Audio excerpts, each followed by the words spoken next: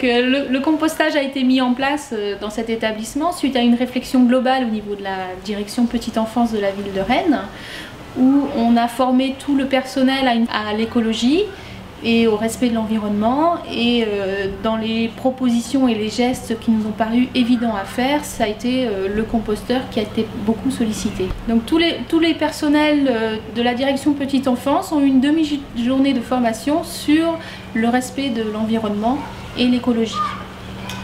Le composteur, nous, nos repas sont faits sur place, donc le composteur a été mis en place pour diminuer le volume de nos déchets, et on s'est aperçu que si on agissait, on pouvait diminuer d'environ 1 tonne par an le volume des déchets dans cet établissement-là qui accueille 60 enfants. Donc ça a été difficile de mettre en place cette organisation ?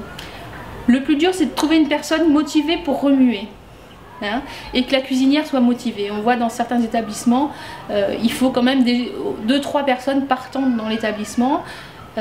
Par contre, il y a eu une sensibilisation sur la moitié du personnel qui ont été formés aux règles du compostage et à informer de ce qu'on faisait.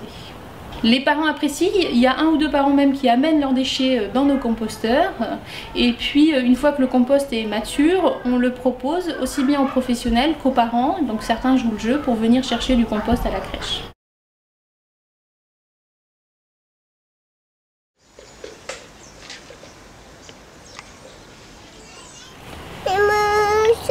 Ça y est, Lucas, t'en as plus dans ta pelle?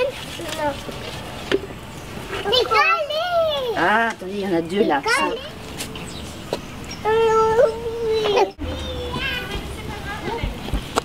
C'est aussi intéressant par rapport aux enfants qui se rendent compte où vont les déchets, qu'est-ce qu'ils font. Bon, après, ce qu'ils font rien, j'en sais pas, mais en tout cas, ils savent que tous les épluchures vont dans le compost, ça c'est sûr.